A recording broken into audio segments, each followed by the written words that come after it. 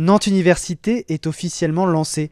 Ce grand pôle de l'enseignement public nantais résulte de la fusion de l'université avec 6 autres entités dont le CHU et l'École centrale de Nantes, un regroupement qui devrait accroître le rayonnement des établissements nantais. C'est l'opportunité de développer ensemble des diplômes qu'on n'aurait pas pu faire séparément. Les formations ingénieur-médecin, médecin-ingénieur par exemple, qui correspondent à un réel besoin. Même chose pour ingénieur-pharmacien, ingénieur-architecte.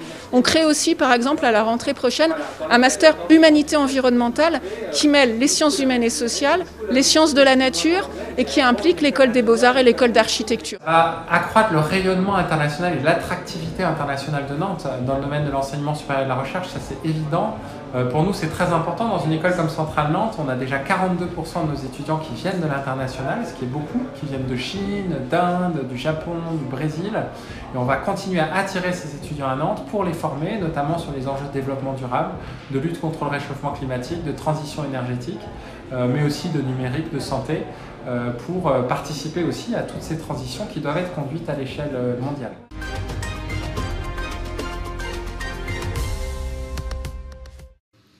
Un modèle d'université inédit en France vient d'être créé à Nantes. Il unit plusieurs structures comme membres à part entière. On en parle avec Dominique Averti. Bonsoir. Bonsoir. Vous êtes le premier vice-président de Nantes Université, le nouveau nom de cet établissement. Alors pourquoi ce changement déjà ?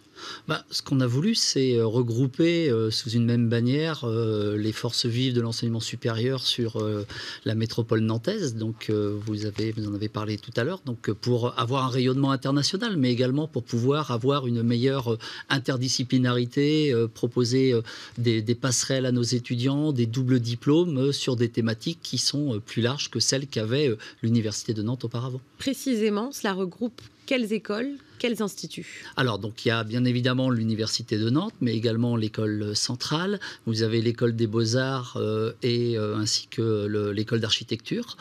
Et puis, à côté de ça, et c'est assez unique en France, vous avez le CHU.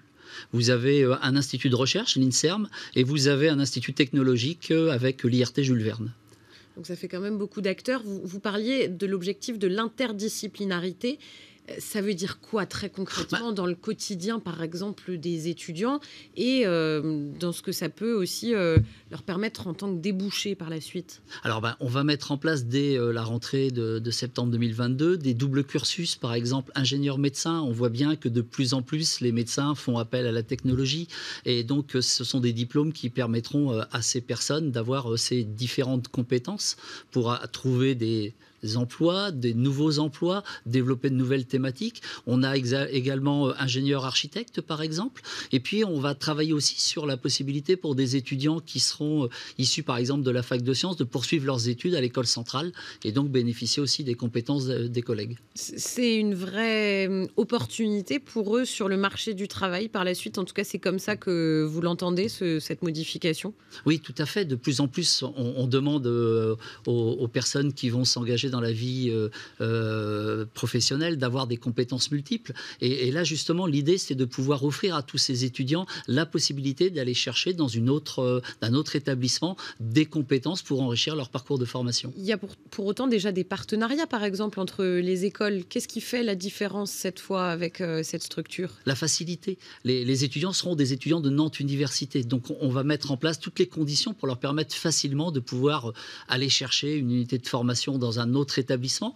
Donc tout cela va se faire progressivement, bien entendu, mais l'objectif est vraiment celui-ci. C'est pas non plus une fusion. Vous êtes assez précis là-dessus quand même.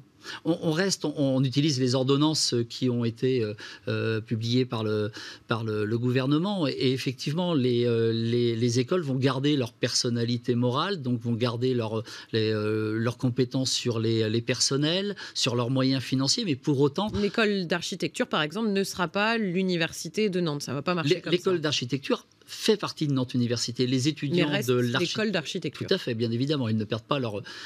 on a besoin d'avoir cette école d'architecture. Pour autant, elle sera vraiment intégrée à Nantes Université. C'est un projet qui a pris beaucoup de temps à se faire, avec notamment Centrale, qui avait d'abord refusé de participer. Pourquoi ça a pris si longtemps ?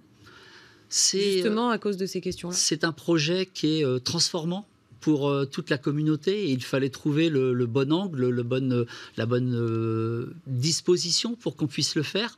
Ça a mis du temps, effectivement, mais pour autant, et on l'a vu, c'est depuis un an, la dynamique est repartie et une vraie volonté de l'ensemble des acteurs de travailler ensemble, ce qui a abouti au vote des statuts de Nantes Université au printemps dernier et donc à l'élection de Karine Bernot en décembre et la mise en place de Nantes Université au 1er janvier. C'est vraiment une configuration qui est inédite en France, ça n'existe nulle part ailleurs dans notre pays? Avec un CHU intégré dans une université, avec un institut de recherche technologique et avec l'institut l'INSERM, un institut de recherche dans l'établissement, oui, c'est une première.